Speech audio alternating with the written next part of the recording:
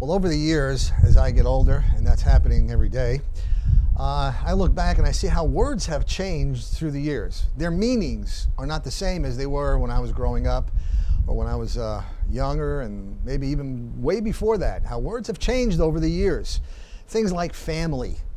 Who understands what family is anymore today?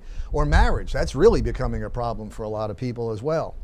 And as the years go by, we continue in this field of high technology with the internet and the computers and all of that. We are communicating with each other in a new way.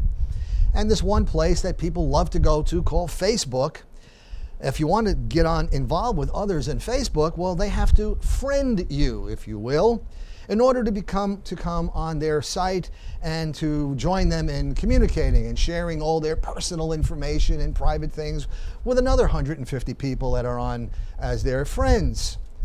Well, the question is, what is a friend? Are we losing the meaning of what a friend is? Have we lost sight of what a friend is? You see, that word does have a broad range of meanings as we look at it. Some synonyms of the word are, a friend would be an associate, would be an acquaintance, a comrade, a companion, a chum, a partner, a buddy, a pal. If you're from New York, it's a gumba. Those are all words that we use, that we associate as being friends. The word friend, though, means one who is attached to another by affection. It's more than just these light-hearted things. It's one who has respect, has loyalty, which lead that one to become in a relationship with another person, and also to seek and promote that person's happiness and prosperity and well-being. That's what a friend is. One who is not hostile, someone who is not always arguing or is angry. And they would have similar interests along the way. So this relationship or word friend can start out as an associate in a very light-hearted way, or it can go on to mean a much deeper meaning, which is what we're more interested in knowing about. True friendship is a noble and virtuous attachment, springing from a pure source with respect. That's what friendship is about. A noble and virtuous attachment to one another, springing from a pure source. It means joining together through agreement. How well, brethren, do we understand the meaning of friend? How do we apply this godly principle in our lives? You know, as we draw with each day closer and closer to Christ's return, the reality of godly friendships is becoming a rarity, even and including the Church of God, unfortunately. People we thought were friends for years, today, they don't even speak, or in some ways can't speak to each other, not allowed to. Or some don't want to, they don't care to. They just, all of whatever was there as quote unquote friendships is gone. The lack of godly friendship is not limited then to just the world. Yet understanding this quality is vital, brethren, to our relationship with God and with Jesus Christ. Because there is a similar wording here in this area that relates to us as far as friendship is concerned on a spiritual plane. Let's turn over to Matthew chapter 24.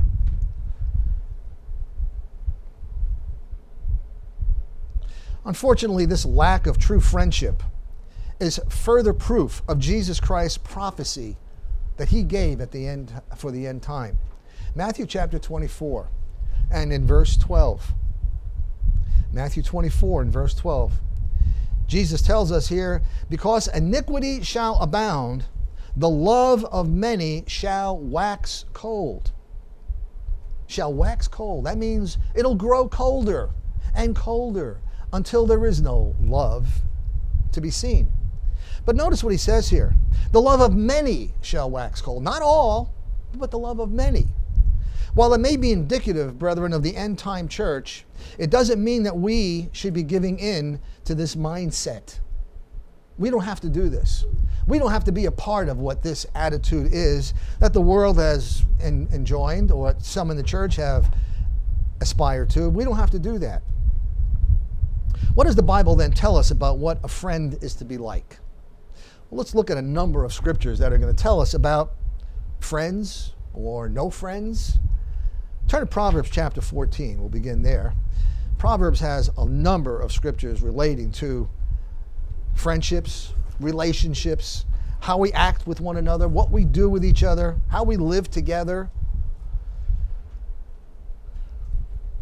Proverbs chapter 14, we're going to see that many claim to be friends, but have ulterior motives that go along with it. They're not really friends. They say they're friends. The term is used, but it's really not a friend. Proverbs 14 and in verse 20. Proverbs 14, verse 20. It says, the poor is hated even of his own neighbor, but the rich has many friends. Verse 21, he that despises his neighbor sins, but he that has mercy on the poor, happy is that person. So God's telling us here that the poor is hated even by his neighbors. But the rich, oh, they've got plenty of friends. You know, you could see that pretty easily every time you hear that somebody won the lottery. They won like $50 million. They don't even want to turn it in for a while. They like to keep themselves secret so all the people around them don't know that they just hit the lottery. Otherwise, the doorbell is ringing, the phone is ringing, and they can't get away from all their new friends that they have. See, the rich have many friends, God says here. This is probably even before the lottery came anyway. But many people make friends for convenience. Or how will they benefit from this relationship? Not what they can give, but what they get from it. Continue over in Proverbs 19. Proverbs chapter 19, beginning in verse 4. Proverbs 19, verse 4, starting in verse 4. It says, wealth attracts many friends, but even the closest friend of the poor person deserts him. The wealthy attract many friends, but even the closest friend of a poor person is going to desert him. Verse 6. Many curry favor with a ruler, and everyone is the friend of one who gives gifts. Oh yes, they know where to go when they want something in a relationship. Verse 7. The poor, though, are shunned by all their relatives. How much more do their friends avoid them as well? Even their friends. Friends, relatives, the poor. Only the rich and the wealthy are loved and cared about. Going on, it says, though the poor pursue them with pleading, they are nowhere to be found. No, nowhere there. So not everyone who says they are a friend is truly one's friend. And God warns us to be careful of who we consider to be our friends. And how do we relate to that? How do we view these rich people or wealthy people? Those who are very generous to others, but we don't care about the ones that are less blessed. Turn back, we're going to come back to Proverbs, so you want to keep your little margin holder there. But turn back to James chapter 2. We're briefly going to look at something here that James tells us about. Again, the church of God is not immune to this mentality and attitude. James chapter 2, beginning in verse 2. He says here, for if there come into your assembly a man with a gold ring and goodly apparel, and there come also a poor man in vile raiment, and you have respect to him that wears the exorbitant or the fancy clothing, and you say to him, sit here in a good place, and you say to the poor, you stand over there. You know, you go over there. Or sit here under my footstool below me. Are not then partial in yourselves, and you're become judges of evil thoughts? What are you thinking when you do this? I'm talking about the church of God here. This is not talking about the world. I'm talking about God's people having this attitude to others. Verse 5 goes on and says, hearken, my beloved brethren, has not God chosen the poor of this world rich in faith and heirs of the kingdom which he has promised to those who love him? But you have despised the poor. Do not rich men oppress you and draw you before the judgment seats? The rich men they don't care about you either. Do they blaspheme that worthy name by the which you are called? That these rich people blaspheme God's name, and yet you're going to honor them with respect and dignity, and yet you don't care for the ones that God is working with? Verse 8, if you fulfill the royal law according to the scripture, you shall love your neighbor as yourself, you do well. But if you have respect to the persons, you commit sin and are convinced of the law as a transgressor. God is letting us know here, this is a sin. If you have respect to others who are wealthy or famous or important, if you will, but don't care about the others, that's wrong. Let's go back again to Proverbs chapter 16 this time. Proverbs 16. So we're being told here that Church of God needs to be careful how we take care of people or deal with people even within the church, that we're not judging others because they're not wealthy or they're not who we think they should be. We treat them with disdain and no respect. Turn to Proverbs chapter 16. Let's look at a couple of things that God tells us. Destroy relationships. Destroy friendships, if you will. Proverbs 16, verse 28. Proverbs 16, let's go to verse 27, actually. It says, an ungodly man digs up evil, and on his lips there is a burning fire. He can't wait to say something that he has just dug up about you or your neighbor or your friend. He says in verse 28, a forward man sows strife, and a whisperer separates chief friends. Again, a whisperer separates chief friends. One who is digging up dirt and evil things and then whispers it to other people, telling them the secrets that you shared with them. Well, that is not a friend. That is not what a friend is. That is someone who claims to be a friend, but there is nothing there. Turn to Proverbs 17 and verse 9. Proverbs 17 and verse 9. He that covers a transgression seeks love, but he that repeats a matter separates very friends. Real friends. This kind of person is going to separate real friends because he himself is not a real friend, the one who's doing this. So God warns us to be careful of who we consider our friends. Who do we make our friends? Are we aware of what we're opening ourselves up to in that way? Because wrong friends can do us much harm by having this mentality. Let's turn quickly to Proverbs chapter 6. Proverbs chapter 6. Let's notice what God tells us about things he hates. Now, why would we want to get involved with something that God hates? Certainly not. But Proverbs 6 verse 16 begins, these 6 things does the Lord hate. Yes, even 7 are an abomination to him. A proud look, a lying tongue, hands that shed innocent blood, a heart that devises wicked imaginations, feet that are swift in running to mischief. Verse 19, a false witness that speaks lies. And notice, he that sows discord among the brethren.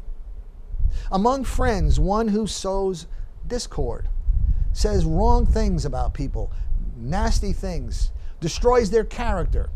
Why? Makes them feel better. They are up on a hill and that person is now down in the valley somewhere because they put themselves up on a pedestal of some kind. Proverbs chapter 13. So we are warned here by God, keep away from individuals who are going to slander. And brethren, if someone comes to us and talks about someone, be careful if you befriend them, because if they're telling you about the other guy, they're going to tell somebody about you as well. So be careful what you share with people, because if they're gossipers, if they're going to pass around slander and hurt other people, sooner or later you're going to be the one. That's not a friend. That's not what we're looking for. Proverbs chapter 13. Proverbs chapter 13. And in verse 20. Proverbs 13, verse 20. It says, he that walks with wise men shall be wise, but a companion of fools or a friend of fools shall be destroyed. In essence, we're saying here, we are known by the company we keep. If we hang around with or associate with wise, godly people that are looking to do things God's way, he says, then we're wise. But if we're a companion of fools, we're going to be destroyed. Whether it's slander or being sucked into how they do things and how they think, and eventually draw us away from God, it will come to be. That's what God says is going to happen right there. It will be. Turn to Proverbs 22. Proverbs 22, another area that God tells us, be careful who you make your friends. Proverbs 22, verse 24. Proverbs 22, verse 24. It says, make no friendship with an angry man, and with a furious man you shall not go, lest you learn his ways and get a snare to your soul. Be careful, he says, because your human nature can easily get caught up in this attitude. And the anger can be justified in his eyes and then eventually in yours. He's angry about what someone did. He's angry about what someone said. Before you know it, you're angry with that person. And things he said, well, they started to make sense to me. And before you know it, I've got a problem now that I didn't have before. Now I have an anger issue that I didn't have before. But God says here, be careful lest you learn his ways and get a snare or a trap to you. So don't make friends with an angry man.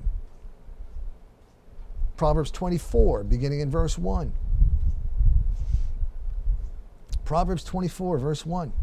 It says, do not be envious against evil men, or don't look at them with any kind of desire, neither desire to be with them. I mean, don't look at any person who you know has problems, but yet maybe they're wealthy. Maybe they've got a prominent position.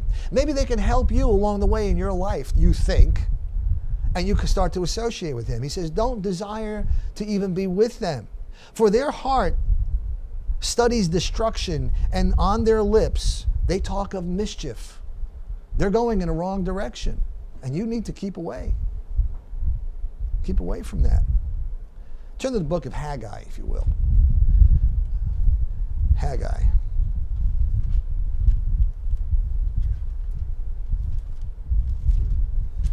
Notice something here that we're told to be careful about, again, who we associate with. Haggai chapter 2 and beginning in verse 11. Haggai 2 and verse 11. I'm going to read this from the New Living Translation. It says, this is what the Lord of heaven's armies asks. Ask the priests this question about the law. If one of you is carrying some meat from a holy sacrifice in his robes, and his robe happens to brush against some bread or some stew or wine or olive oil or any other kind of food, will it also become holy? Does that wine that you're carrying,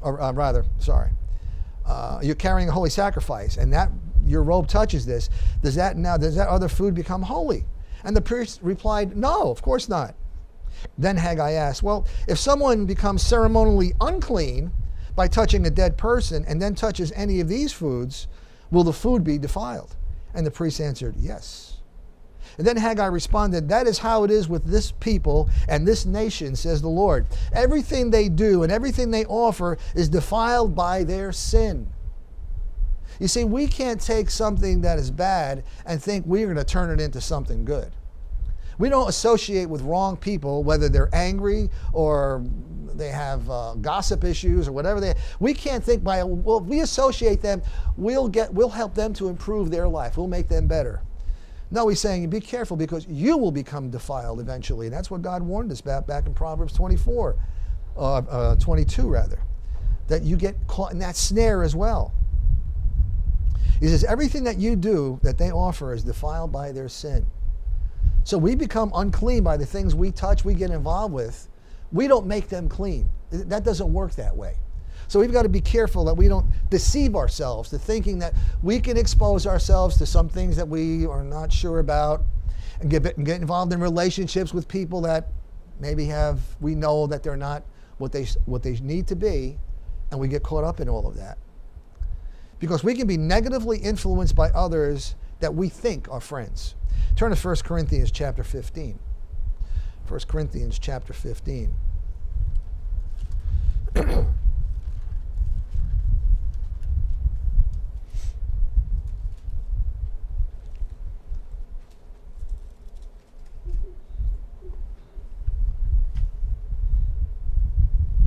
1 Corinthians 15, verse 33.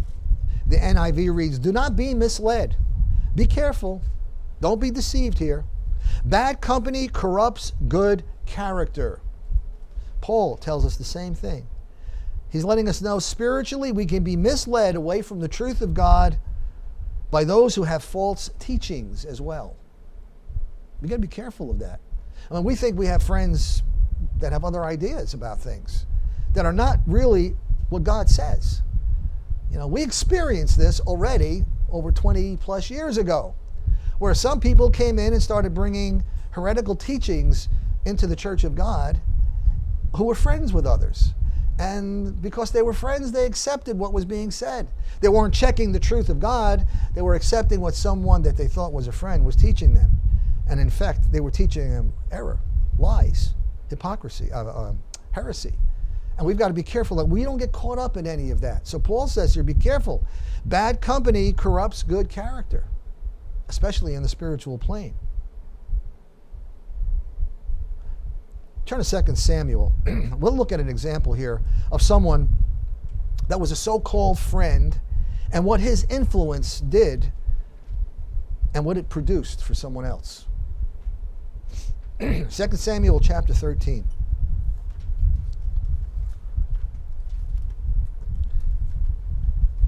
2 Samuel 13.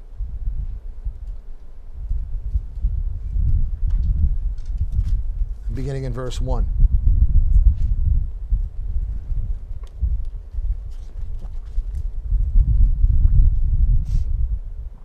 Came to pass after that Absalom, the son of David, had a fair sister, whose name was Tamar. And Amnon, the son of David, loved her, who was also a brother. Ammon, and who was the son of David, he loved her. And Ammon, verse 2, was so vexed that he fell sick for his sister Tamar, for she was a virgin, and Amnon thought it hard for him to do anything to her. Oh, he was lusting for this girl. He wanted her with such desire that he was losing control of himself, that he was sick over this. He was depressed what was going on. Verse 3, it says, but Ammon had a friend whose name was Jonadab, the son of Shimei, David's brother. And Jonadab was a very subtle man. The word there means very cunning or shrewd, or we might say a wise guy, if you will. He was wise in his own eyes. He wasn't wise, godly wisdom. It was worldly wise he was. And verse 4, he said to him, why are you, being the king's son, lean? And the word there means so depressed from day to day. Will you not tell me what's going on? And Amnon said to him, I love Tamar, my brother Absalom's sister. And Jonadab said to him, well, lay down on your bed, make yourself sick, and when your father comes in to see you, say to him, I pray you, let my sister Tamar come and give me some meat and dress the meat in my sight that I may see it and eat it at her hand. Have her come and bring some food to me so that I can feel better. Because I have such a relationship with her that I would feel better if she did that. So Ammon laid down, made himself sick, and when the king came to see him, Amnon said to the king, I pray let Tamar my sister come and make me a couple of cakes in my sight that I might eat at her hand. And he did. He allowed her to come, and we know the rest of the story. She came in the room, and eventually he raped her. He raped her. She begged him to stop, but he wouldn't. You see, his good friend gave him some wonderful advice on how to get what you want whenever you want it, no matter what it is, even if it's wrong. So when he was all done with her and when it was all said and done, he wanted nothing to do with her anymore. He cast her off like a used toy or something that he had. This unwise counsel from his friend Jonadab cost him his life, because eventually Absalom, her brother, had him killed for what he did. So Jonadab was not a friend. That is not what we want in a friend. Someone is going to give us advice that will ultimately be to our demise. Proverbs chapter 27. Let's go there. Let's see what a friend should do. Proverbs chapter 27, verse 5. Proverbs 27, verse 5. It says, open rebuke is better than secret love. It's better you say something openly to someone than inside you just love them to death.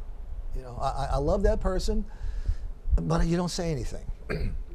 Verse 6, faithful are the wounds of a friend, but the kisses of an enemy are deceitful. Faithful are the wounds of a friend. A true friend will tell them what they need to hear. And if one is going in a wrong direction, you should let them know that they are in danger and that you are not about to go along with them wherever they are headed. I'm not going to get on board with you with this. This is wrong. Don't go there. You're doing this, something's wrong. In effect, you set the right way to be going for them. That's what a friend does. It sets the tone for what you should do, not what you shouldn't do. And if they don't listen or expect you to go along with them, they truly are not your friends. And they will bring you down. If they don't want to listen, then they're not your friends. You tried, but listen, if they're not going to do this, you can't stay in that relationship because it will be destructive for you as well. They don't want to hear what's right. Proverbs 27, verse 9. Proverbs 27, verse 9 says, ointment and perfume rejoice the heart. So does the sweetness of a man's friend by hearty counsel. The NIV reads, heartfelt advice. Heartfelt advice. Ointment and perfume rejoice the heart, the way he makes it feel good. Same thing does with man's heartfelt advice, because he is really concerned. That's a friend, someone who go the extra distance to give you what you need to hear. Turn to Hebrews chapter 10 and verse 23.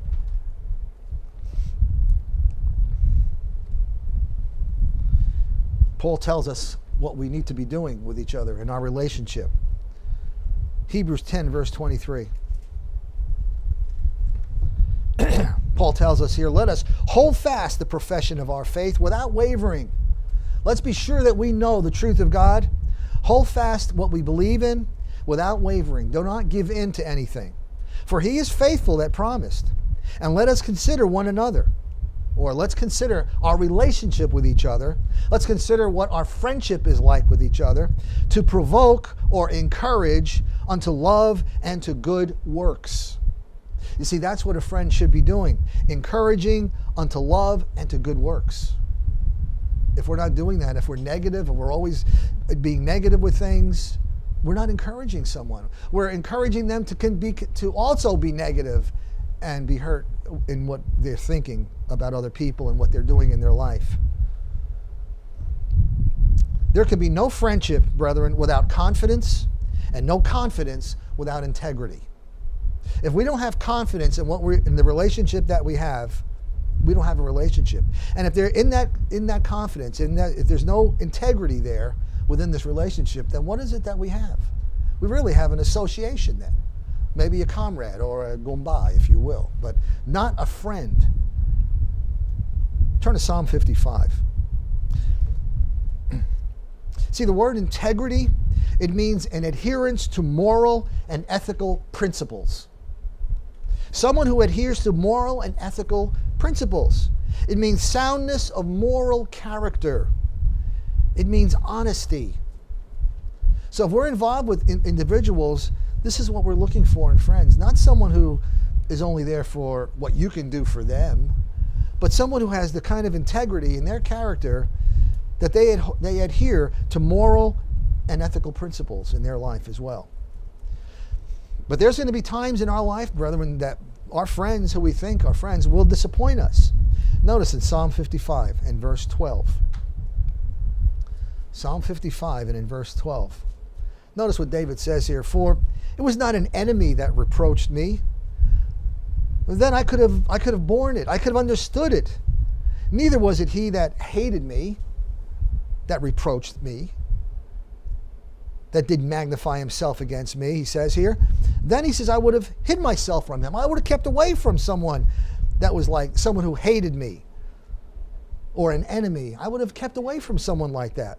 But verse 13, he says, but it was you, a man, mine equal, my guide, my acquaintance, my friend. For we took sweet counsel together, and we walked unto the house of God in company. We did things together. We even attended worship service of God together. And yet, you betrayed me. You turned against me. I could have understood if it was an enemy, but my friends? How many of us have experienced this through the years? Even within God's church, we've done this. We've gone through it, where people have betrayed us, have hurt us, have abandoned us, said things about us that were malicious, and we thought they were our friends, but they weren't. It's a reality, brethren. People will do this. Christ experienced it with Judas. Christ said he was a friend, yet Judas betrayed him. There is nothing more disappointing in a relationship than that of betrayal. And brethren, while we can't control the actions of others, it's important for us to understand how important loyalty is in a relationship. We can't control the other person, but what are we doing in the relationship? What is our relationship? What is our part in this relationship like? Is it one that we have this proper attitude of loyalty and dependency? Turn to Micah chapter 7. Micah chapter 7.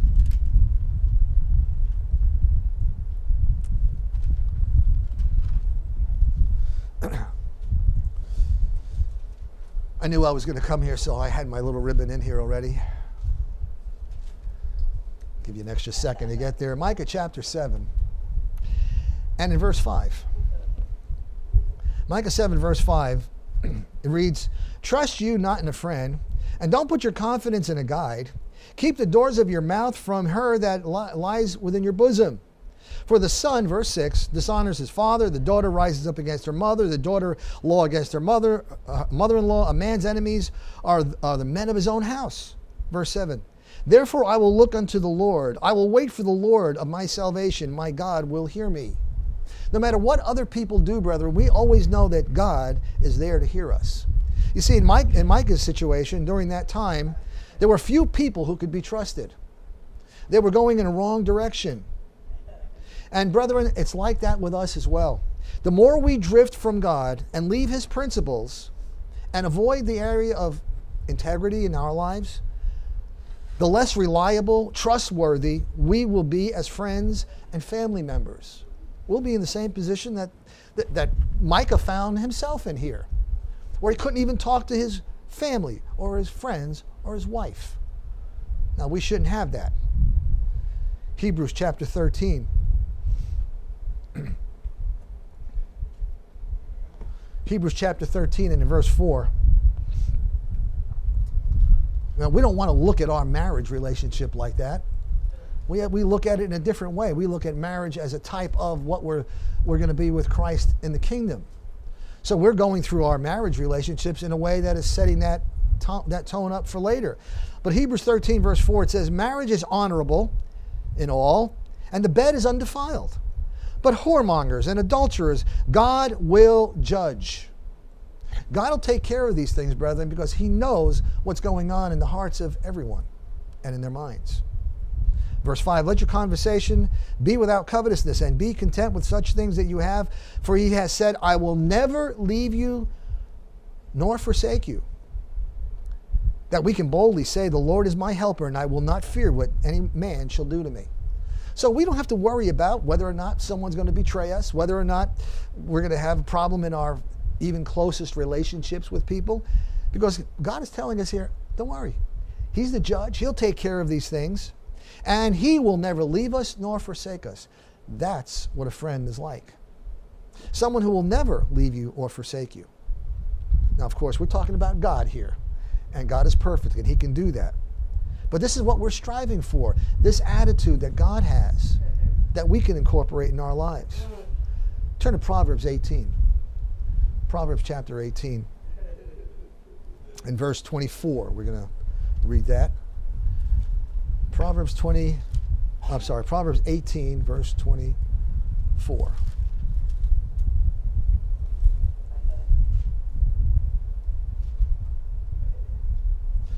Proverbs 18, verse 24, it says, "A man that has friends must show himself friendly, and there is a friend that sticks even closer than a brother."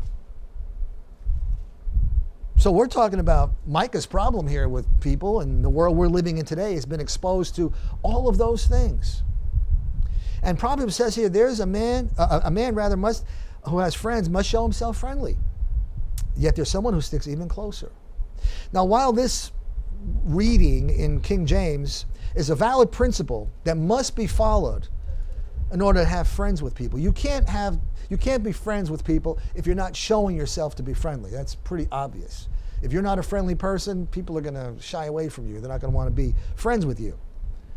And being outgoing opens the door for people to want to get familiar and develop a relationship. So being friendly is very important, where we then show interest to others. But the original Hebrew of this verse is not that clear. Now, it's interpreted that way, and again, it makes perfect sense that we would use this as a way to do it. But the original Hebrew is not that clear. Every other translation that you read will read like the NIV, pretty much like the NIV reads in verse 24, and that says, "One who has unreliable friends soon comes to ruin, but there is a friend who sticks closer than a brother." So you're seeing a contrast here in this verse. First, he's saying, one who has unreliable friends is going to come to a bad end. But yet there are friends who stick closer than a brother. So don't worry about the other. We need to look for the one who's going to stick closer than a brother. So even though we may have a lot of friends with people on Facebook, only true friends can be trusted to keep confidence the things that we share with one another. The best example I think we can find of a human true friend in the physical realm is going to be found in 1 Samuel chapter 18. 1 Samuel 18, I'm sure you already know where we're going with this. But one who could stick closer than a brother, the example is found in 1 Samuel chapter 18 with David and Jonathan. 1 Samuel 18, beginning in verse 1.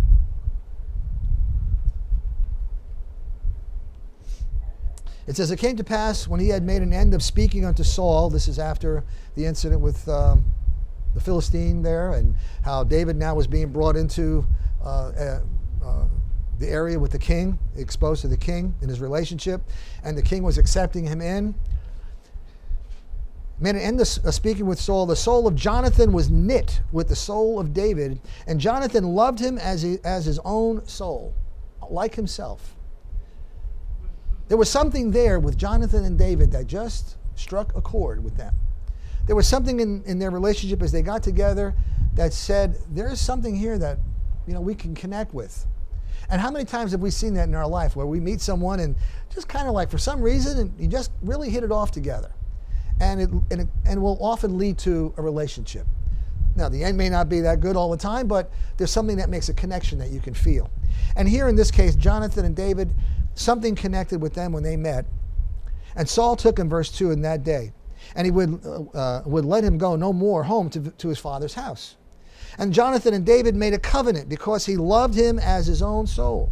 And Jonathan stripped himself of the robe that was upon him and gave it to David and his garments and even his sword and his bow and his girdle. Now he gave him all these things.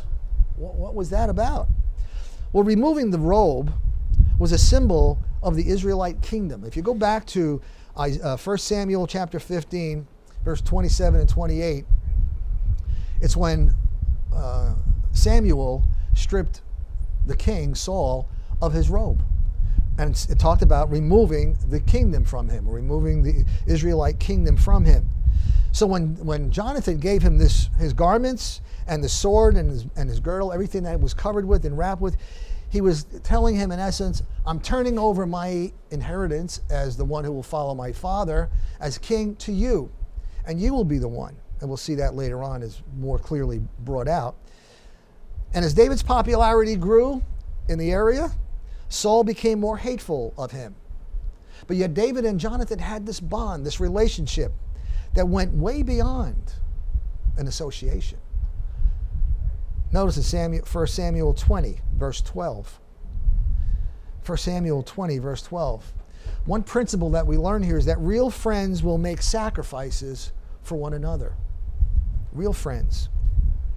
1 Samuel 20, verse 12, it says, And I'm going to read this again in the NLT. It says, Then Jonathan said to David, I promise by the Lord, the God of Israel, that by this time tomorrow or the next day at the latest, I will talk to my father and let you know at once how he feels about you. If he speaks favorably about you, I will let you know. But if he's angry and wants you killed, may the Lord strike me and even kill me if I don't warn you so you can escape and live. Jonathan is saying, look, if I find out that my father wants to kill you, may God strike me dead if I don't warn you about this. Putting his life on the line here with God. And may the Lord be with you as he used to be with my father. And may you treat me with the faithful love of the Lord as long as I live. But if I die, treat my family with this faithful love, even when the Lord destroys all your enemies from the face of the earth. Jonathan didn't even realize what he was talking about there, because he was saying something that was going to happen later on. He says, take care of my family. And what kind of a friend would do that? A true friend would be so concerned about those that were left and what happened to them. So Jonathan made a solemn pact with David, saying, may the Lord destroy all your enemies. And Jonathan made David reaffirm his vow of friendship again. For Jonathan loved David as he loved himself. Jonathan literally put his life on the line when his father, at one point, tried to kill him with a spear because he was defending David. How many times did Jonathan then expose himself because of his relationship and friendship with David? Notice in 1 Samuel chapter 23. 1 Samuel 23 and in verse 15. 1 Samuel 23, verse 15. And David saw that Saul was come out to seek his life. And David was in the wilderness of Ziph in the woods. And Jonathan, Saul's son, arose and went to David into the woods and strengthened his hand in God. What did he do? While his father was out trying to kill David, he went to strengthen David's hand. And he said to him, fear not, for the hand of Saul my father shall not find you. And you shall be king over Israel, and I shall be next unto you. And that also Saul my father knows this. He's aware of what's going on here. That I'm not going to be the king, you are going to be the king. And they too made a covenant before the Lord, and David abode in the woods, and Jonathan went back to his house. After this, we don't see another account of them being together anymore. But again, David and Jonathan's relationship was such that Jonathan was willing to sacrifice his life for him. 2 Samuel chapter 1. We're not going to read all this, but 2 Samuel chapter 1, verses 17 through 27 is a song or a lamentation that David wrote about Saul and Jonathan. But we're just going to read verse 26 in that area, that lamentation that he wrote about. 2 Samuel 1 verse 26, David says here, I am distressed for you, my brother Jonathan. This is after his death. I am distressed for you, my brother Jonathan. Very pleasant have you been unto me. Your love to me was wonderful, passing the love of women. Even more than I would love a woman or my wife is my love for you as a brother. So when God says that there's a friend who sticks closer than a brother, this is what he's talking about here. This kind of attitude. That's a real friend, a true friend. So David here mourned over the loss of Jonathan. David later honored Jonathan when he took his son, his only son that was left alive, into his care. Just as Jonathan had said. And if I die, that you would take care of my family. Yes, David did that. He held on to that covenant he made with him and saw to it that he went and took care of his family after he died. So we've seen here the warnings of shallow, meaningless friendships and how important a true friendship is if we are sincerely concerned for the other person and not ourselves. That's a real friend. That's a friend who's closer than a brother. Now, there are some that God mentions in the Bible that God did have a relationship with that was special. We know about Moses. We're not going to turn there, but Exodus 33:11. God spoke to Moses face to face like a man speaks to his friend. God spoke with Moses face to face. It was a special relationship he had. He didn't have this with other people. He had it with Moses. Of David, let's turn back to Acts chapter 13. Notice the relationship God had with David. Acts chapter 13 and in verse 21.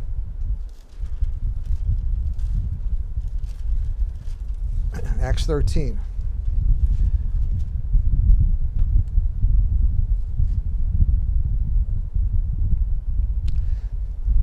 Acts 13, verse 21, speaking about Israel, it says, afterward they desired a king, and God gave them Saul, the son of Cis, a man of the tribe of Benjamin, by the space of 40 years. And when he had removed him, he raised up unto them David to be their king, to whom also he gave testimony and said about David, I have found David, the son of Jesse, a man after mine own heart, which shall fulfill all my will. I found a man after my own heart. Well, that's a pretty nice testimony for David, as well as for Moses, speaking face to face with God. But what does God say about another individual in the Bible? Because we're talking about here the friends we choose. What does God say in 2 Chronicles chapter 20? 2 Chronicles chapter 20. Again, brethren, there are different levels or meanings of friendship. We saw this earlier. There's an association. Then the association can evolve into a relationship that is closer and more loyal with each other. And then there's one that includes not only association, not only the loyalty, but also a love that is there, similar to what we saw with Jonathan and David. That's what a real friendship is like. One that will evolve into a loving relationship, more than just an associate. But 2 Chronicles chapter 20, verse 7, it says, are not you our God who did drive out the inhabitants of this land before your people and gave it to the seed of Abraham, your friend forever? Now, he could have just said there, and reading through this, he could have just said, aren't you the one who drove out the inhabitants of the people and gave it unto the seed of Abraham forever? No. He said, didn't you give it to Abraham, your friend? Put a little emphasis there for us to read this, that Abraham was considered by God a friend of God. Now, he didn't call others this. Even with Moses, he said he speaks to him face to face as a man speaks to a friend. But that didn't say, like Abraham, he was his friend in the same way. Turn to Isaiah chapter 41. Isaiah chapter 41 and in verse 8. Isaiah 41, verse 8. It says, but you, Israel, are my servant Jacob, whom I have chosen, the seed of Abraham, my friend. Again, we see here God emphasizing this relationship that he has with Abraham, my friend. Again, he could have just left it short, keep the pages a little thinner so the Bible's not that thick. Could have said just the seed of Abraham, but no. He said the seed of Abraham, my friend. Again, this was not some casual relationship that God had with Abraham. Oh, no. The word friend here is used in the Old Testament, speaking of Abraham, is the Strong's word, ahab, or AW-HAB, as it is in Strong's, number 157. Now, if you look that up, that word friend, 157, it is used 3 times in the Old Testament for friend. Other places, throughout the entirety of the Old Testament, 157 means love. It means love. It's used about love. It's used 3 times, referring here to having an affection for, is what the word means in 157. It means having an affection for, or a love for. So let's go to Genesis chapter 12. And let's see here why God is talking like this about Abraham. Again, this wasn't just a friendship he had with Abraham. This was a love. The word here doesn't mean friend, it means love. One who is loved. A loving friendship. A close friendship. Genesis chapter 12, beginning in verse 1. Says, now the Lord had said unto Abram, get you out of your country and from your kindred and from your father's house unto a land that I will show you. And I will make of you a great nation. I will bless you and make your name great, and you shall be a blessing. Verse 3, and I will bless them that bless you, and I will curse them that curse you, and in you shall all the families of the earth be blessed. Verse 4, so Abraham departed as the Lord had spoken to him. And goes on and says Lot went with him and his wife. And Abram was 75 years old when he departed out of Haran. So here we see God told him, I'm going to bless you. I'm going to do all these things for you. Get up out of your country and leave. And what did he do? He debated with God. Well, wait a minute. Can't we hold off a while on this? I mean, I've got my crops. I got stuff coming in. I've got some merchandise that I've ordered. It's going to be coming in. Can we hold off on this till? He didn't say any of that. He got up and he left, just the way God said. Now, the historian Josephus, I did a little background research on this, and the historian Josephus, because there's not a lot that goes on prior to Abraham's life before this that we know about, but the historian Josephus gives us a little other insight here about Abraham. It said about Abraham, he describes him as a person of great sagacity. Now, I'm sure you all know what that word means, right? Okay. If you don't, I'll have to tell you. It means being discerning. It means being sound in judgment. It means being with wisdom. It means that he had foresight, he had discernment, or that he had keen perception. And it was the ability he had to make good judgments. This wasn't just a guy living out in the desert. This was someone who had wisdom, understanding, insight. Josephus goes on in his explanation for him and says, for understanding all things about Abraham, for understanding all things, and for persuading his hearers and not mistaken in his opinions. He's very confident in the things he understood and he believed. He goes on and says he began to have higher notions of virtue than others had, and he determined to renew and to change the opinion of all men concerning God as being the one true God. I mean, don't forget, he was someone who just not that long back came out of a time when he was exposed, or his families were exposed to Nimrod, and all that came through that end. I mean, we know if we go back and read about his family in Joshua 24, we don't have to turn there, Joshua 24 verse 2, it tells us that Terah and his family served other gods. Doesn't say that about Abraham. No, it says he had wisdom and he showed other people what the true God was like. So God knew this man was different than others. So when he called him, he knew the response he was going to get right off the bat, and he got it. Turn over to Genesis chapter 18, verse 17. Genesis 18, verse 17.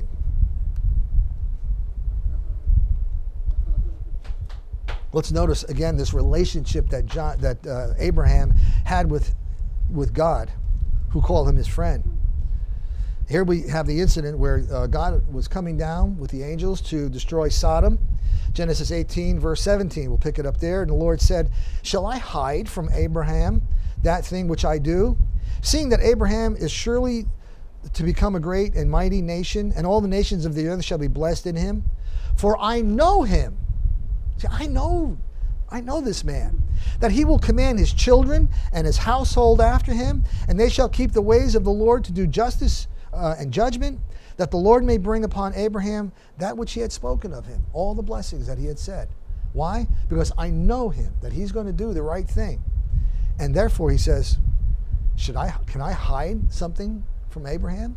Someone that I have this kind of relationship with, that kind of closeness? No, he was going to reveal to him something that he was going to do very shortly. Continuing in verse 23. Genesis 18, verse 23.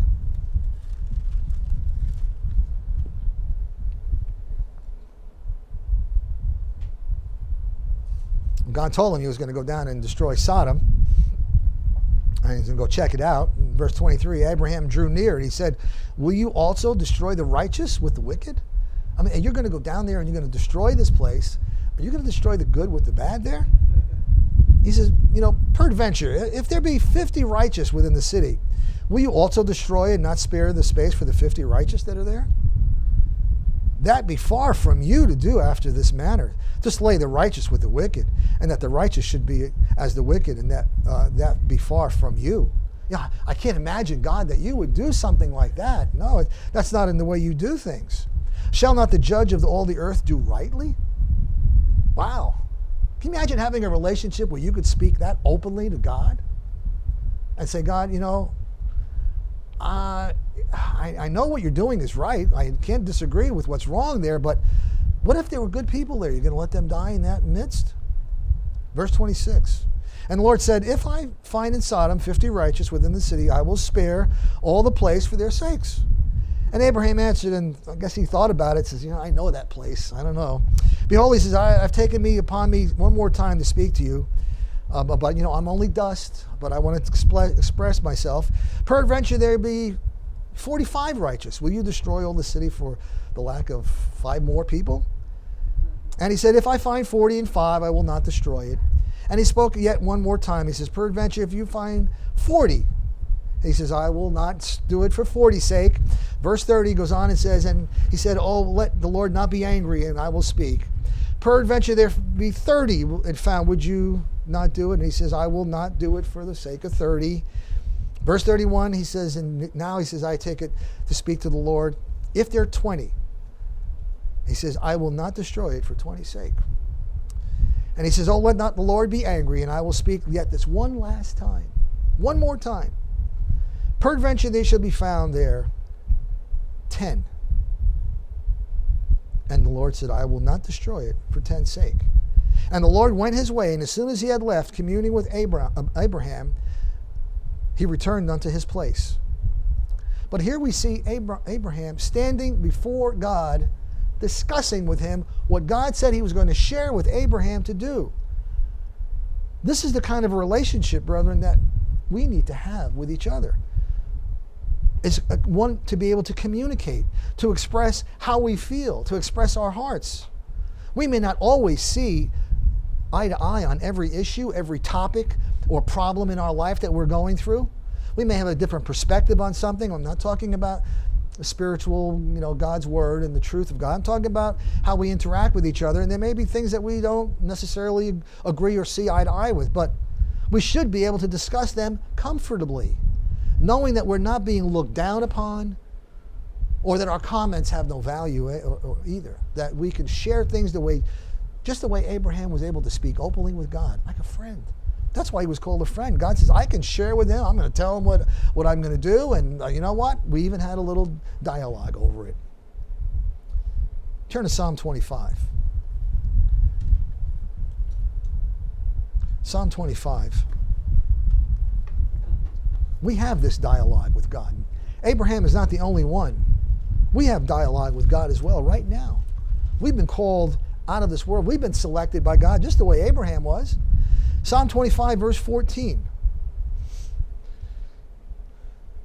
Psalm 25, verse 14, it says, the secret of the Lord is with them that fear him, and he will show them his covenant. The secret of the Lord is with those that fear him. Psalm 25, verse 14. Turn to Proverbs chapter 3. The secret of the Lord is with those that fear God. Proverbs 3 and verse 31. Proverbs 3, verse 31, it says, envy you not the oppressor, and choose none of his ways. For the froward is an abomination to the Lord, but his secret is with the righteous. Again, we see that secret of the Lord is with those that fear him, and his secret is with the righteous. That word secret there means his consultation, his counsel, his inward secrets that God has. He shares his intimacy with the righteous. God reveals to us the things that this world doesn't understand. He's shown us the secrets that the world is confused with. Why? Because we fear him. Because we are striving for righteousness. Because we are considered to be a friend of God. Again, close friends share information.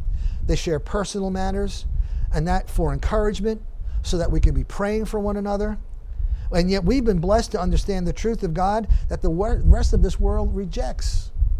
He's shown us his secrets, like he did for Abraham. So what are the things that Abraham had to show that he was a friend of God? Turn to Hebrews chapter 11. Let's notice something here. There are two elements we want to talk about that show how he was a friend of God. Hebrews 11 and verse 8. Hebrews 11, verse 8. It says, by faith, Abraham, when he was called to go out to a place which he should after receive for an inheritance, obeyed and went out, not knowing where he went. And by faith, he sojourned in the land of promise, as in a strange country, dwelling in tabernacles with Isaac and Jacob, the heirs with him of the same promise. For he looked for a city which had foundations, whose builder and maker is God. He looked ahead to what God had promised and had complete faith that God was going to do it. Didn't happen during his lifetime. It says he looked ahead to the city, looked ahead to the promises that God made, right along with Jacob and Isaac and Jacob. This is the quality that he had, was that of faith. 2 Corinthians 5, verse 7, we'll not turn there. 2 Corinthians 5, verse 7, it says, for we walk by faith, not by sight. And that's what Abraham did. He got up and walked out in faith. It says he just, by faith, he sojourned. By faith, he got up and left the land. And what did God enable him to accomplish? He obeyed. He went out. He didn't even know where he was going to be going. God says, I'll show you where you're going to go. He did not question God. We don't always know where God is taking us, brethren, in our life, do we? I mean, we can look back over however many years we're in the church. We think, wow, we've been through so many experiences, and I didn't know we were going to, the path was going to be this way. Difficulties, wonderful, exciting things, many different ways. So we don't always know where God is taking us, but we must step out in faith that he will lead us where we need to go, what we need to do. It said he sojourned, which means he traveled taking his direction from God. Daily, day by day, God led him along the way. Hebrews chapter 11 again, and in verse 1, tells us about faith. It is one of the foundational principles of God, of our relationship with God, of the Bible. Hebrews 11, verse 1, it says, faith is the substance of things hoped for, the evidence of things not seen, for by it the elders obtained a good testimony. As we know, Abraham was one. So faith is a way of life for a Christian. The NLT reads that faith is the confidence that we hope for, that what we hope for will actually happen. It gives us the assurance about things we cannot see. Things we can't see. The definition then of faith, basically, is the reality of things that we hope for and the proof of things that we don't see. It's the reality of what we hope for. We know we hope for it. God promised it. I know it's going to be there. I have total confidence that it's going to be there. You see, you don't hope for something you already have. So faith comes before possession. Before you receive what you wanted, what you hope for, you already have it in the substance that God calls faith. We have it. We're convinced that we have it. We may not just have it physically yet, but if God promised it, it is there. Verse 3, Hebrews 11. Through faith, we understand that the worlds were framed by the word of God, so that things which are seen were not made of things which do appear. So the universe was formed at God's command. So so what we have seen was not made out of what was already visible. He didn't, start. The Big Bang theory is not of God. God created these things out of things that weren't seen. Proverbs chapter 3.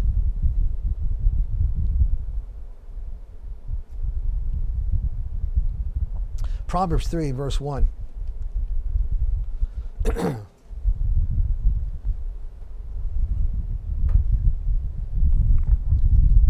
Proverbs 3, verse 1 says, my son, forget not my law, but let your heart keep my commandments. For length of days and long life and peace shall they add to you. Let not mercy and truth forsake you. Bind them about your neck. Write them on the table of your heart, so that you will find favor and good understanding in the sight of God and man. Verse 5. Trust in the Lord with all your heart. Put your faith and trust and confidence in God. Lean not unto your own understanding, and in all your ways acknowledge God, and He, like Abraham, will direct your paths. God will direct your paths as well. This is the relationship Abraham had. This is the relationship that we're being told here is ours as well. God will direct our paths. Romans chapter 4 and verse 17. Romans 4 and verse 17. Abraham acknowledged God. Romans 4 and verse 17.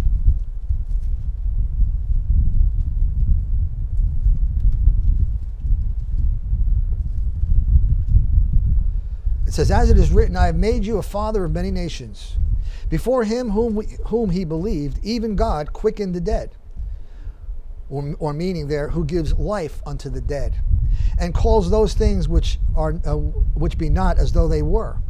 Well, God says He calls things that are not as though they were. They will be. God wants it to happen. It will happen. And speaking about Abraham and Sarah having a child here, He's talking about verse 18. Who against hope believed in hope that he might become the father of many nations, according to that which was spoken. So shall your seed be. And being not weak in the faith, he considered not his own body now dead, when he was about 100 years old, neither yet the deadness of Sarah's womb. He staggered not. That means he did not waver. He did not doubt at the promise of God because of unbelief, but was strong in faith, giving glory to God and being fully persuaded and completely assured that what he had promised, he was also able to perform. And therefore it was imputed to him for righteousness. Now it was not written for his sake alone that it was imputed to him, but for us also, to whom it shall be imputed if we believe on him that raised up Jesus our Lord from the dead, who was delivered of our offenses and was raised again for our justification. He's telling us here, brethren, that we are to use this example of Abraham and how we have a relationship with God. It was imputed to him for righteousness because he had faith and believed God.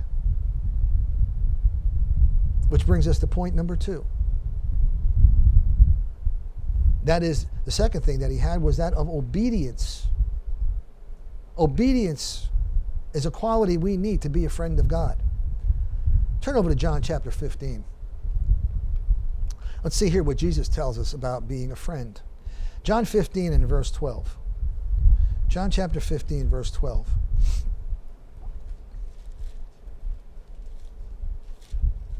John 15, verse 12 says, this is my commandment, that you love one another as I have loved you.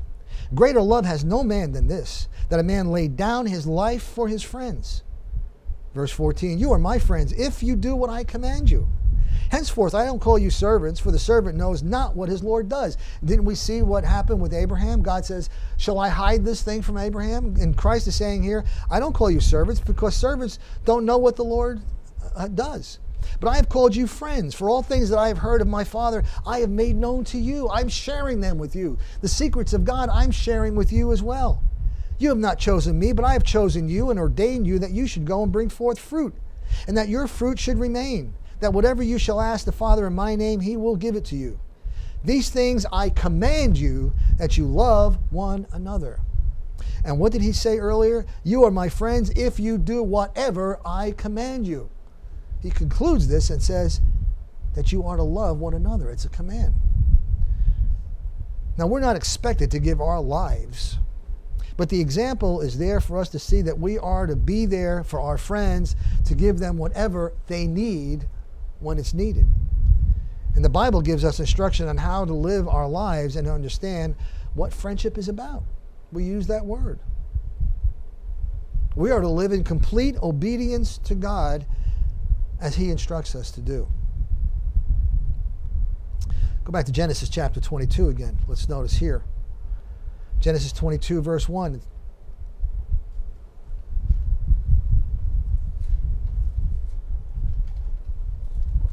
Genesis 22, verse 1. It came to pass after these things that God did tempt, that word should be test, Abraham, and said to him, Abraham, And Abraham said, "Here I am." He said, "Take your son, your only son, Isaac, whom you love, and get you to the land of Moriah and offer him there for a burnt offering on one of the mountains, which I will tell you of." So Abraham got up early the next morning, saddled his donkey, took 2 of his young men with him, and Isaac his son. They took some wood for the offering and rose up and went unto the place which God told him about. Verse 4, on the 3rd day, Abraham lifted his eyes and saw the place afar off. 3 days he was there wondering, agonizing, thinking about what was going to happen here. What's the end result of this going to be? Thinking about what God asked him to do. But he stepped right out to do it. Verse 5, and Abraham said to his young son, "Abide here with the donkey, and I will," to his young men, "Abide here with the donkey, and I and the lad will go yonder and worship and come back to you again." Notice the confidence there that he had. We're going to go do this. We're going to go worship God, and then we are going to come back to you. Abraham took the wood of the burnt offering, laid it upon Isaac his son, took the fire in his hand and a knife, and they both went together. And Isaac spoke to Abraham his father and said, "My father, behold the fire, the wood, but where's the lamb for the burnt offering?" And Abraham said, "My son, God will provide himself a lamb for the burnt offering." So they went, both of them together. Now we know as this went on, he laid Isaac on that wood and was about ready for the burnt offering to kill him, and was stopped. But he was confident that he and his son would come back to their servants. Turn to Hebrews 11, verse 17. Notice what God tells us here about this incident. Hebrews 11, verse 17. It says, "By faith, when he was tried, he offered up Isaac, and that he had received the promises offered up by his only begotten son, of whom it was said, that in Isaac shall your seed be called." Verse 19, "Accounting that God was able to raise him up even from the dead." So here we see that Paul is telling us that even if he had died, he was confident that God would raise him up. No doubt. He gave him a son, and if he had to die, then he would raise him up. Somehow this would happen. From whence he also received him in a figure. And we know that figure later was going to be Christ as the one who did die for us. So Abraham's faith was made complete by his obedience to God. James chapter 2, verse 21. James chapter 2 and verse 21.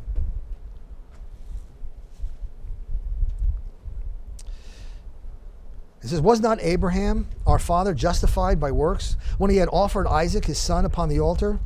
See you how faith wrought with his works, and by works was faith made perfect? And the scripture was fulfilled which said, Abraham believed God, and it was imputed to him for righteousness, and he was called the friend of God." Again, the 3rd time that we see his name being used as a friend of God. One who was loved by God here.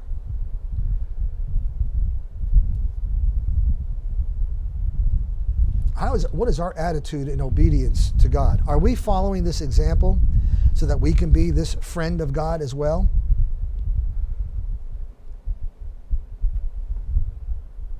Are we following that example? 1 John chapter 2 and verse 3. 1 John chapter 2 and verse 3.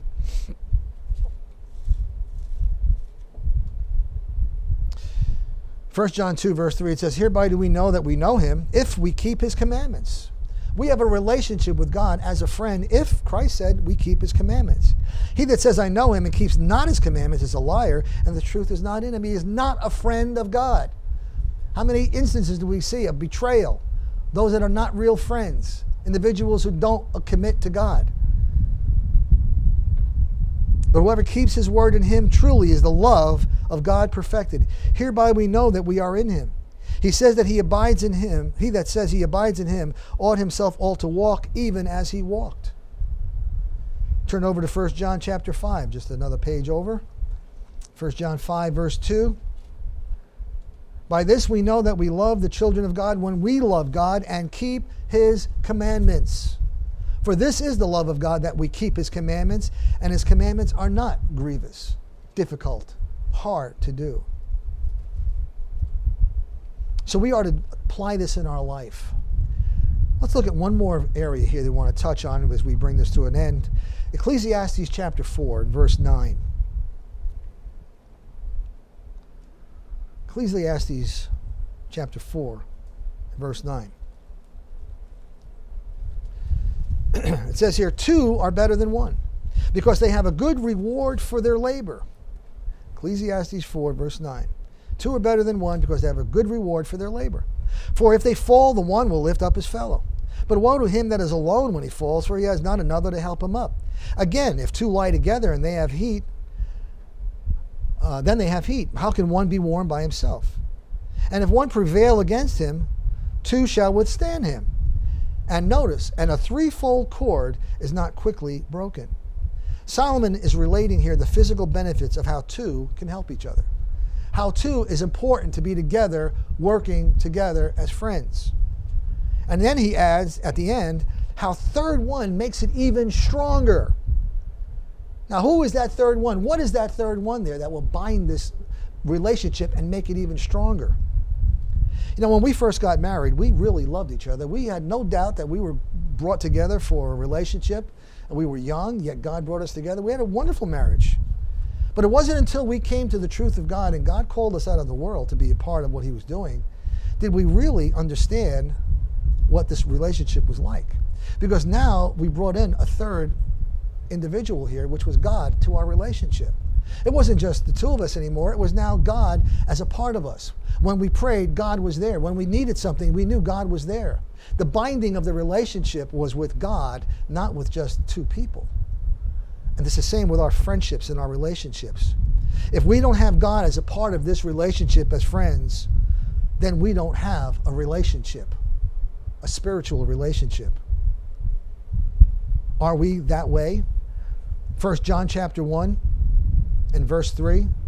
1 John chapter 1 and verse 3 says, that which we have seen and heard we declare to you, that you also may have fellowship with us. And truly our fellowship is with the Father and with his Son. And these things we write unto you, that your joy may be full. See, we can't have fellowship, which means friendship is what fellowship is about.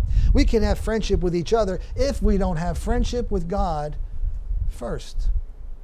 That's the third part of our relationship, and how incredibly important it is that we have that.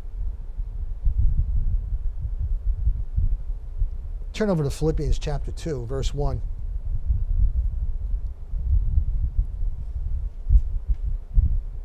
Philippians 2, verse 1.